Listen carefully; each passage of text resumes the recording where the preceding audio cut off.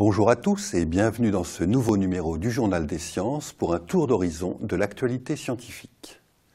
Au sommaire de ce numéro, la chute libre au microscope, le bégaiement des souris, une île verte, les pyramides et les muons.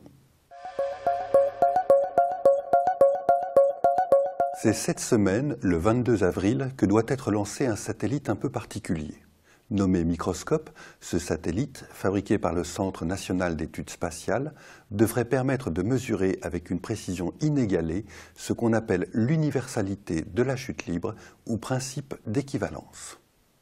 Galilée avait imaginé au XVIIe siècle que deux objets tombant dans le vide arriveraient au sol en même temps, quelle que soit leur forme ou leur poids. Ce principe a été récemment vérifié avec un degré de précision relative de l'ordre de 10 puissance moins 13. Mais de nouvelles théories prédisent qu'il pourrait être remis en question à un niveau très faible. Le satellite Microscope permettra d'aller plus loin et de le tester avec une précision de l'ordre de 10 puissance moins 15. En effet, dans l'espace, il est possible d'étudier le mouvement relatif de deux corps en mettant à profit le mouvement de chute libre permanent dont est animé un satellite en orbite avec des mesures sur plusieurs mois.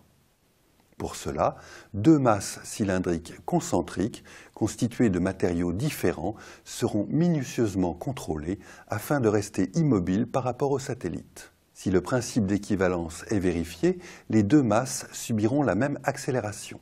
Si des accélérations différentes doivent être appliquées, cela mettra en évidence une violation du principe d'équivalence, ce qui constituerait alors un événement majeur pour la physique.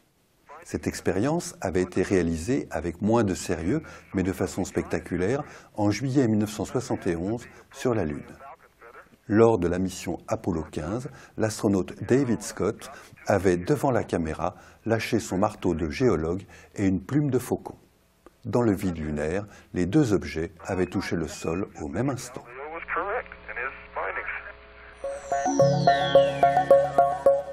On a longtemps cru que le bégaiement était provoqué par la nervosité, le stress, voire un traumatisme émotionnel dans l'enfance. Mais une expérience réalisée par des chercheurs de l'université Washington, à Saint-Louis, dans le Missouri, remet en cause cette idée.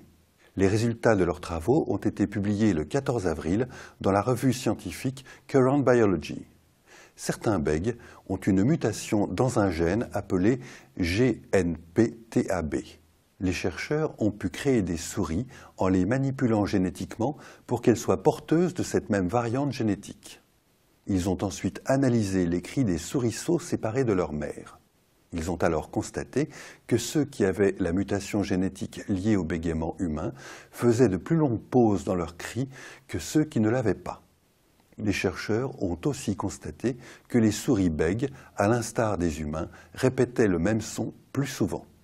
Cette expérience remet en question l'idée qu'on se faisait du bégaiement et les chercheurs à l'origine de cette étude estiment aujourd'hui que ce trouble a principalement une cause biologique, même si l'anxiété peut l'exacerber. L'autonomie énergétique est le rêve de bien des pays et encore plus des îles qui doivent souvent être ravitaillées à grands frais.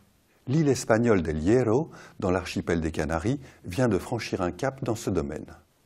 Cette île volcanique de 270 km² s'est équipée depuis 2014 d'une centrale hydroéolienne dans le but de ne plus dépendre de l'extérieur pour son alimentation électrique. Cette centrale a permis il y a quelques jours d'assurer durant plus de 24 heures l'autonomie énergétique des 7000 habitants de l'île.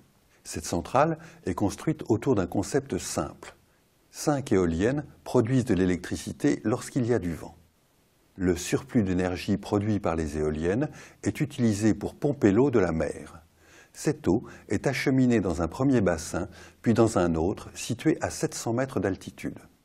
Lorsque le vent tombe, l'eau retenue dans le bassin supérieur est relâchée vers le bassin inférieur en passant par des turbines hydrauliques. Ce principe, d'une simplicité remarquable, est maintenant opérationnel et l'île envisage d'être à terme totalement autonome. La centrale assure aussi le fonctionnement des usines de dessalement d'eau de mer.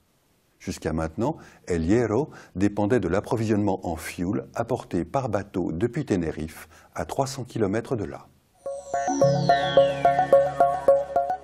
Les technologies les plus performantes au service de l'étude des plus anciens monuments humains. C'est le but du projet Scan Pyramide que vient de rejoindre le CEA. Cet organisme français a décidé de mettre une toute nouvelle technique au service de l'exploration non destructive de 4 pyramides égyptiennes. Il s'agit de mettre en œuvre des détecteurs utilisant des muons, des particules cosmiques qui peuvent traverser de grandes épaisseurs de roches. Ces détecteurs permettent par accumulation dans le temps des muons de discerner des zones de vide que les muons ont traversées sans interagir et les zones plus denses où certains d'entre eux ont pu être absorbés ou déviés. Tout l'art de la mesure consiste à réaliser des détecteurs extrêmement sensibles, puis à accumuler suffisamment de données pendant plusieurs jours ou plusieurs mois pour affiner les mesures. 3 détecteurs sont en cours d'assemblage et de test. Ils devraient être en place à l'extérieur des pyramides à la fin du mois d'avril 2016. On espère pour la fin de l'année en savoir un peu plus sur les chambres secrètes qui se trouvent peut-être à l'intérieur des pyramides. Ce numéro est maintenant terminé. Rendez-vous la semaine prochaine pour un nouveau tour d'horizon de l'actualité scientifique. En attendant, retrouvez-nous sur scienceactualité.fr, le site de la rédaction.